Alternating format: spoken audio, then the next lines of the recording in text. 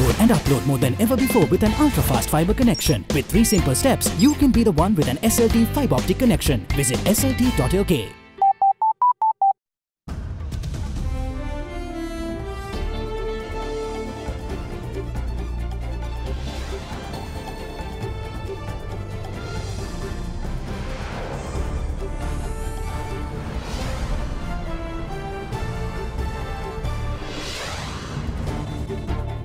Gearing for elections, President calls for the support of all left-wing politicians in forming a national coalition.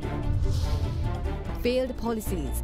National Intellectual Organization says lack of sustainable policies has led to the downfall of the country.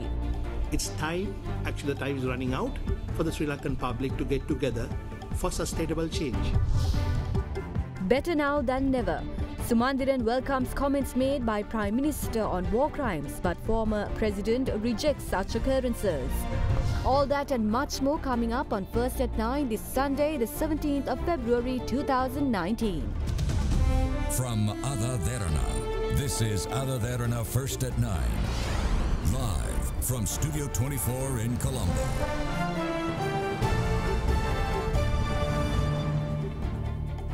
A very good evening and welcome to First at 9 and Ada Derana 24, Sri Lanka's news channel. I'm Katharina Chang. Now on to your top story tonight.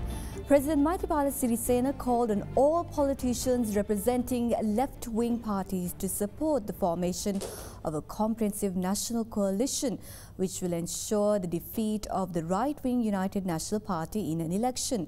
The head of state made his thoughts clear during the 22nd convention of the Mahajan Eksat Peramuna held in Colombo today. Addressing the event, opposition leader Mahinda Rajapaksa dismissed claims made by the Prime Minister and stated that there were reports of war crimes during the end of the civil conflict. Responding to this statement, Rajapaksa says any soldier who engaged in criminal activities on a personal level was brought before justice. The 22nd convention of the Mahajana Eksat Peramuna was held in Town Hall under the patronage of President Maithripala Sirisena today. The convention saw the participation of many politicians including opposition leader Mahinda Rajapaksa as well as other MPs who represent the opposition.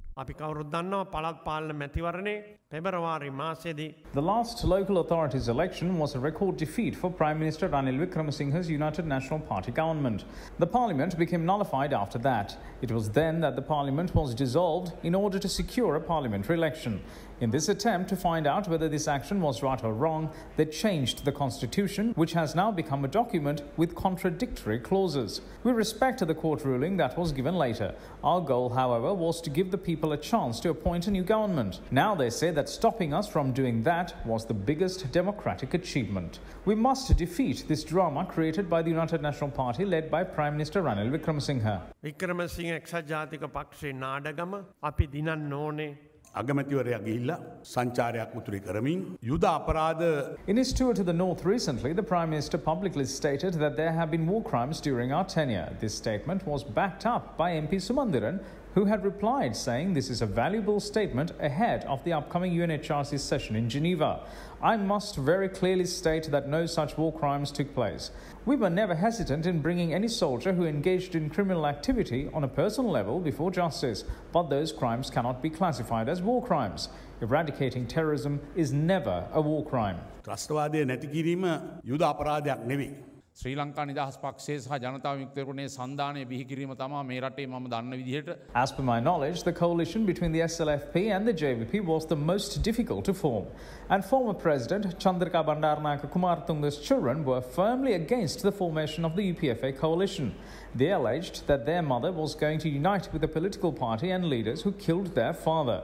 It has always been a difficult task to form political coalitions. Even the UNP didn't contest in the election under the party symbol of the elephant. I had to choose the swan as my party symbol when I contested for the presidential election. And if we take a look at today's political situation, we know that Prime Minister Ranil Wickremesinghe does not lead the UNP. We must therefore form a comprehensive national coalition. Without it, we won't be able to ensure victory for the people. I should also emphasize that in this country, right-wing politics have never been defeated without the formation of coalitions. A new government will definitely be established within this year. The question here should not be who will become the president or the prime minister. It should be about the goal of the next government. The responsibility of all patriotic leftist politicians should be to establish a new political force suitable for the betterment of the country. අද සියලු වාම ප්‍රගතිශීලී ප්‍රජාතන්ත්‍රවාදී රටට ආදරයක් තිබෙන සෑම දේශප්‍රේමියෙකුගේ වගකීම සහ යුතුකම වෙන්න කියලායි මම විශ්වාස කරන්නේ. TNA parliamentarian M.A. Sumandiran welcomed Prime Minister Ranil Singh's statement, which accepted war crimes having occurred during the civil war and that both the LTTE and the Sri Lankan army were at fault. Addressing a gathering in Jaffna yesterday, the parliamentarian, however, questioned whether the statement was made out of guilt or owing to international pressure.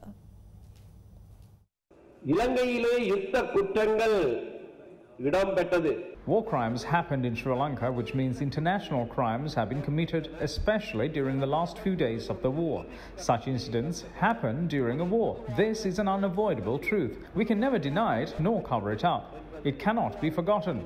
The government of Sri Lanka, however, denied the fact that war heroes committed war crimes. Whether by mistake or not, 2 weeks ago, leader of the opposition, Mahinda Rajapaksa, accepted that war crimes have been committed by war heroes. But for the first time yesterday, the Prime Minister officially made a statement accepting that both sides are at fault. We welcome this, but it took them 10 years to accept this. We also have to look into what prompted him to make such a remark at this moment. Was it because of a sudden change of mind? Was it out of guilt or international pressure? சர்வதேச அழுத்தம் என்கின்ற நிப்பந்தத்திலே சொன்னாரா என்பதை நாங்கள் சிந்தித்து பார்க்க வேண்டும். Member of the National Intellectual Organization, Attorney at Law Harshanana Akara says that lack of sustainable national policies have led to the downfall of the economy and society of the country. Speaking at a media briefing today, Nana Akara pointed out that if a long-term change is to be brought about, the public should give prominence in developing a country as opposed to strengthening a particular party. This main committee has been divided into 10 subcommittees which researched into many of the problems faced by the public in each of their areas. It's quite an undisputed fact that all of us believe the country has fallen into a very bad rot and a mess due to a lack of a proper national plan for its economy and to develop the society. We are not aimed at a particular election. This policy document is not coming out to strengthen a particular individual or to strengthen a party, but a genuine effort to address the issues faced by the public in all the areas such as art, culture, economics, engineering, teaching, education, health, transport. So this is actually a well-considered action plan which is scientifically approached by individuals who are experts in their own fields. So our request to the public is that regardless of your party politics or any other beliefs, it's time, actually the time is running out for the Sri Lankan public to get together for sustainable change, for proper change. And what we are asking is not to strengthen a party or some person, but to strengthen the country in general. Former Secretary of Defence Gotabaya Rajapaksa points out that the religious culture surrounding the Buddhist temple should pave the way to rebuild the fallen society in Sri Lanka. Addressing a ceremony at the International Buddhist Centre in Minuwangoda today, the former Defence Secretary went on to say that loose moral principles aided by the lack of education and religious belief to be the root cause for increased violent behaviour in people across the island. A ceremony to felicitate senior artists and to hand over scholarships to a group of students with various achievements was organised by the Pilavatta International Buddhist Centre in Minuwangoda today. The event was held under the patronage of former Defence Secretary Gotabaya Rajapaksa. The temple should step forward to the rescue of today's society. When I was the Secretary of Defence, a series of murders took place in a certain area. In search of the reasons behind these murders, we launched a project funded by the Ministry of Finance. Main factors among the reasons revealed through the project were not having a temple and a proper school in the locality. When I attended an event in Homagama recently, a principal came up to me and said that use of narcotics has spread in many schools in the area.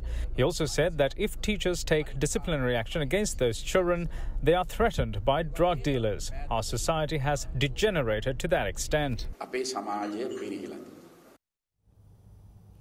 UPFA parliamentarian Dr. Bandula Gunawardena claims that several cabinet papers approved at the last cabinet meeting incurred a huge financial loss to the country. Addressing a media briefing in Colombo today, Gunawardena pointed out that the Ministries of Power and Energy as well as Education offered contracts to firms in an ad hoc manner. Speaking on the construction of an LNG power plant at Kerawalapitia, the MP said that a loss of 90 billion rupees is being incurred by offering a contract to a Chinese firm. Last week, new Minister of Power and Energy Ravi Karunanayake was given cabinet approval to offer the construction of an LNG power plant at Kerawalapitia to a Chinese firm. This happened during an ongoing court case of the Supreme Court. The petitioners of the case said that a local company called Lakdanavi offered a tender which was more competitive than the Chinese company. The case was set to be taken up on the 28th of this month, but now it has been withdrawn. Engineers claim that the country will incur a loss of 90 billion rupees from this tender. Furthermore, 5 billion rupees have been approved by the cabinet last week to purchase tabs for A-level students without even conducting a proper tender procedure. We heard that the contract was given for tenders called in 2017. 2 billion rupees will go into the pocket of some party from this transaction. Meanwhile, the cabinet has also approved private schools to open 5 more primary schools. This will see 400 more private schools being opened. I believe that the cabinet approval was granted without the president's knowledge.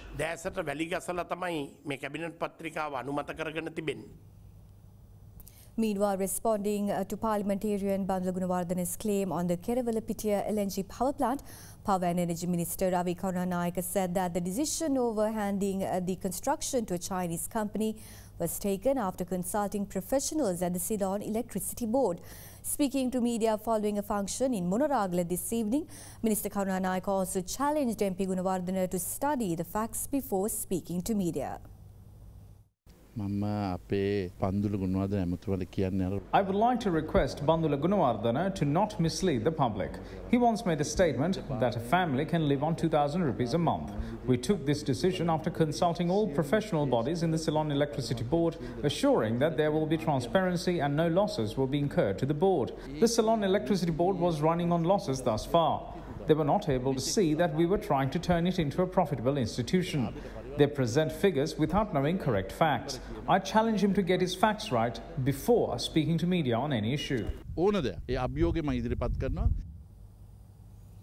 The debate on the proposed constitution has been a heated topic since opposition politicians, including MP Udaya Gamanpila, alleging that there is in fact a draft for the new constitution which has already been tabled in Parliament.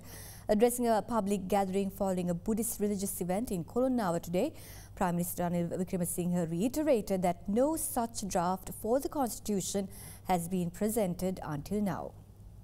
I will not talk about the constitution because there isn't a new constitution or even a draft. The UN did not even make a proposal for it. Those who actually work do not boast about their work, but unfortunately those who don't work boast about everything. Some even seem to be ahead of Lord Buddha's teachings. They're the ones who register as to who should be Buddhist and who shouldn't. It shouldn't matter how much religion is given its due respect if these very same people are the ones who label us good Buddhists or not. This is an unfortunate situation. 38 suspects who were attempting to migrate through sea routes illegally have been arrested by the Sri Lanka Navy in collaboration with the Special Task Force. Joint operations were conducted across several regions in the island on Thursday and Friday last week. 23 suspects from Siambalanduwa, 3 from Veeravilla, 11 from Kataragama and 1 individual from Hikkadu have been arrested. Among the arrested were 6 leading racketeers involved in human smuggling activities island-wide. 2 cars, a van and a small lorry used for the racket had also been taken into custody. The arrested suspects and vehicles were handed over to the Tissamaharama and Siambalanduwa police stations for further legal action.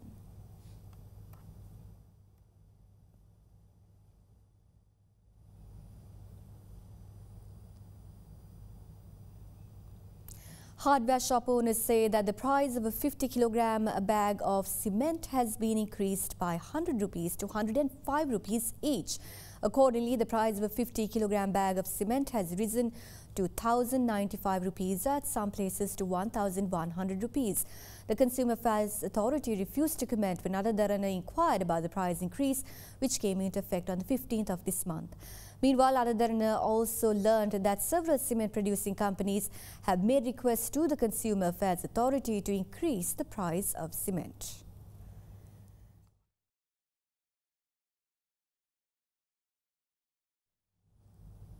A Gazette notification has been issued on increasing free postal facilities to members of the Parliament and Provincial Council members. Issuing an extraordinary Gazette notification, the Ministry of Postal Services and Muslim Religious Affairs says the annual free postal facilities given to members of Parliament have been increased to 350,000 rupees from 175,000 rupees, while the amount given for Provincial Council members was increased from 24,000 rupees to 48,000 rupees. Allowances have been raised according to a proposal approved at the Cabinet meeting yesterday. The orders were made effective from 16th of January 2018. Although the postal fee has been raised twice since 2007, the postal allowance has not been increased for 12 years.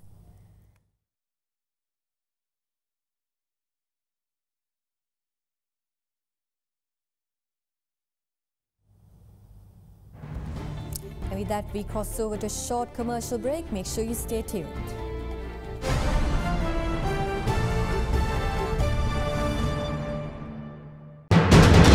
You are watching Sri Lanka's #1 news channel.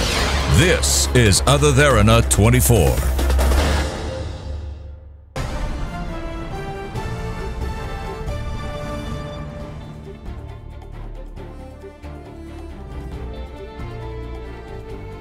Sri Lanka police announced today that the road from Kinsey Junction up to Carey College will be made one way on all 7 days from 7 a.m. to 8 a.m. in an attempt to minimize the heavy traffic during morning hours. The new traffic plan will be in effect from tomorrow onwards. Let's now take a look at some of the stories making news across Sri Lanka. Officials of the Organised Crimes Investigation Division at Peregashandiya in Biyagama arrested 2 individuals yesterday over the possession of fake currency notes. Police said that 38 notes of Rs 5,000, 300 notes of Rs 1,000 and 165 notes of Rs 500 were taken into custody. The Gampaha Magistrates Court ordered to remand the suspects until the 3rd of March after they were produced before the court today. Protests were held at several areas of Puttalam district today against the construction of the garbage disposal site in Aruwakkalu. Residents claim that the disposal site will negatively impact the environment surrounding the Puttalam lagoon. Following the protests, security has been beefed up in the Puttalam district. The Koslanda police raided a cannabis cultivation in a thicket near the Ambakola Ara Forest Reserve in Koslanda last night. Police took measures to destroy the 2,000 cannabis plants during the raid. A 56-year-old suspect from Balaharuwa area in Thanamalvila has been arrested over the incident.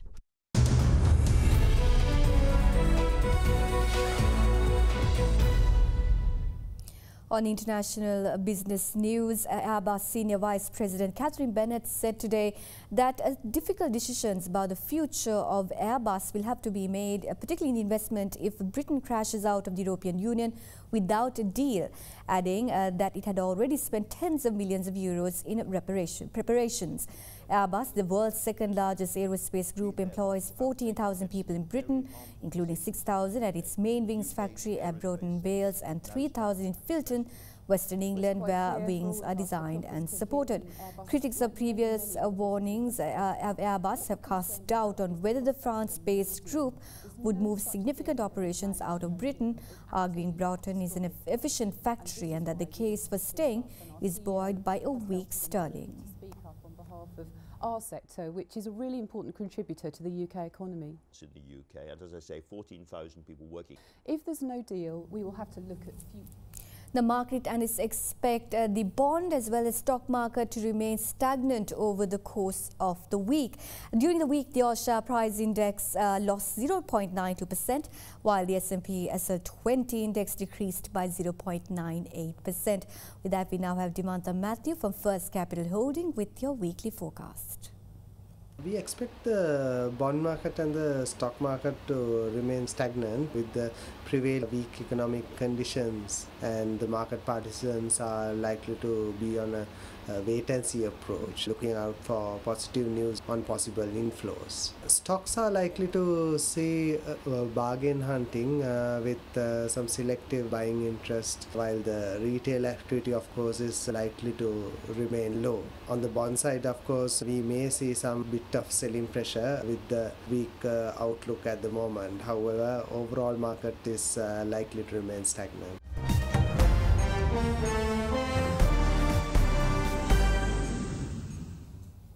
US President Donald Trump has told the UK and other European allies to take back and put on trial more than 800 Islamic State fighters captured in the final battle against the group.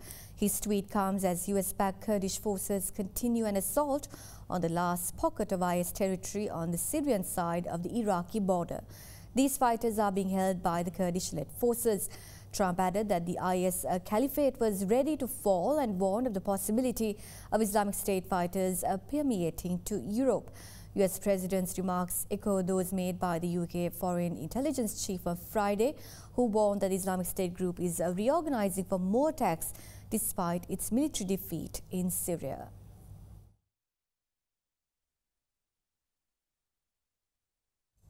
French President Emmanuel Macron has condemned anti-Semitic abuse directed at a prominent intellectual by a group of Yellow Vest protesters in Paris.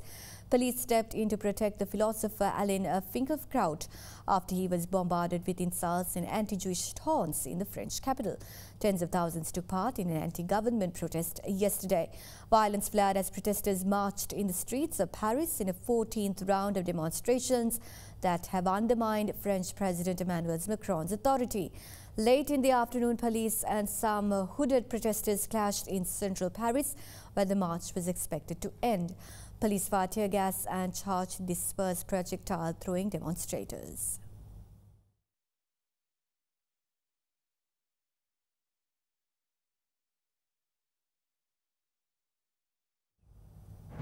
We'll join you with some sports news on the other side. Make sure you stay tuned.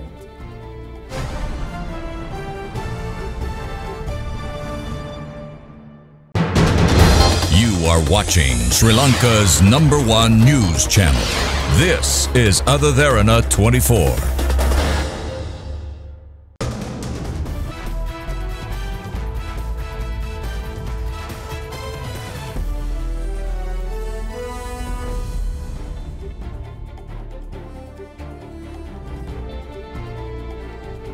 Pulling off one of the most historic victories in World Test cricket against South Africa in Durban yesterday, a celebration video of the Sri Lankan players was seen circulating in social media today. The video showed players voicing their views on the internal issue faced in the country's cricket. Meanwhile, President Maithripala and Prime Minister took to Twitter to congratulate the team on their remarkable victory. Hello everybody and thanks for joining. Kusal Perera and last man Vishwa Fernando added an unbeaten 78-run partnership to rescue Sri Lanka from 229 for 9 on the 4th day, marking one of the most remarkable victories in the history of Test cricket. It was also the highest last wicket stand in a successful 4th innings chase in first-class cricket. Following the victory, Kusal Perera and Vishwa Fernando expressed their views to Other Derana. Compared to my innings, what was most important to me was chasing 300. 11 of us played the match, so every run we scored mattered. I'm happy about my innings, but the support I received from the lower order, especially Vishwa, was invaluable. When I went to bat, we had 78 runs to secure victory. We did not have big targets. Kusal and I had a discussion and we decided to score 10 by 10 to get to our target. Taking to Twitter, President Maithripala and Prime Minister Ranil Wickremesinghe extended their wishes to the team. Meanwhile, celebrating their victory in the dressing room, players were seen voicing their views on the internal issues of the team.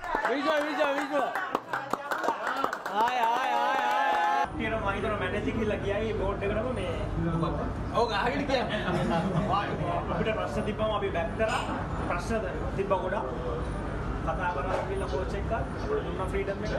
හැබැයි සමහර දේවල් තියෙනවා තාම අපිට ප්‍රශ්න තියෙන දේවල්. ඉතින් ඒක මම හිතනවා මැනේජර් කියලා බෝඩ් එකට ගිහලා අපේ ටීම් එක වෙනුවෙන් හදයි කියලා. කෝච් නිසා තමයි හැමදේම ඕනේ.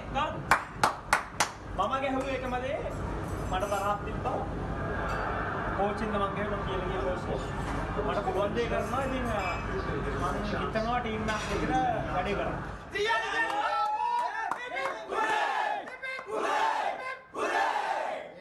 ඔය මැසේජ් එක හැබැයි මෙතන අතෙන්ට යන්න ඕනේ. දැන් මේ මෙම්බර්ස් එක මම දන්නවා අරුසෙ මම 2008 ඉඳලා උඩින් කෝඩයක් ගියේ. අපිට කෝඩ් හැබැයි මෙතන ටීම් එකක් විතර අපිට ඕන එකම දේ අපිට හංග එක තිබ්බ දිනන්නනේ. අපිට මචං ප්‍රෙෂර් එක දැම්ම ඒ දැම්ම අපිට වැඩිය මම හිතන්නේ අතෝෂෝර ප්‍රෙෂර් එක දැම්ම. මොකද අපි වෙනුවෙන් හැමතිස්සෙම 100ට 200ම යාපේ නේද අපේ ගොඩක් ප්‍රශ්න හැබැයි එතනින් නවතුණා. එයා අපිට ප්‍රෙෂර් එක දුන්නේ නැහැ. හැබැයි මචං අද අපි කල්ල පෙන්නුවා අපිට දිනන්න පුළුවන් කෙනෙක්. මේ යුනිටි එක මේ හැමදේම තියාගෙන මචං තව එක මැච් එකක් තියෙනවා. මේ මැච් එකට ගිය විදිහටම අපි යන් හරිද? උපෝක් කරන්න පුළුවන් නැත්නම් දෙන්න පුළුවන්. අපි ටීම් එකක් විදිහට ඉන්න එක තමයි මචං මාර ඉම්පෝටන්ට් එක. ඉන්න 27ද 27ද 25ද අපි මචං සපෝට් දීලා ගැහුවා. තමන් හැමෝම දන්නවා 100 දීපු කට්ටිය 200 දීපු කට්ටිය ඔක්කොම හිතට එකම දන්නවා. ඒ හින්දා මම කියන්නේ එක දෙයයි අපි ගහන්න ඕනේ මචං කෝච් වෙන්නේ. කෝච් තමයි මෙතන 100% ප්‍රෙෂර් එක දෙන්නේ. Hip hip hurray! Milan on tennis news, Belgium's Elise Mertens rallied from a set down to beat top seed Simona Halep 3-6, 6-4, 6-3 and clinch her first Premier level title at the Qatar Open yesterday. After both players dropped their opening service game, Halep took control of the encounter by winning 18 consecutive points from 3-all to clinch the first set. World number 3 Halep grabbed an early break in the second set, but Mertens responded immediately to get the match back on serve. With momentum firmly on her side, Mertens claimed a crucial early break in the deciding set and went on to hold off a late Halep surge to win her 5th WTA title.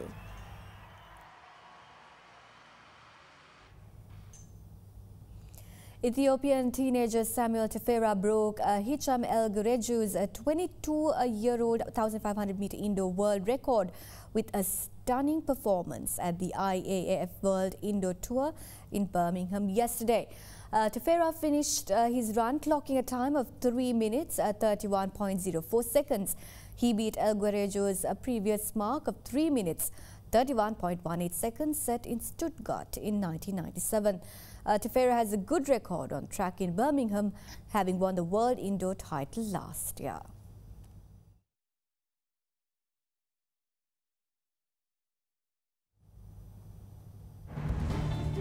And with that, we conclude this edition of First at 9. Thank you for joining us and have a pleasant evening.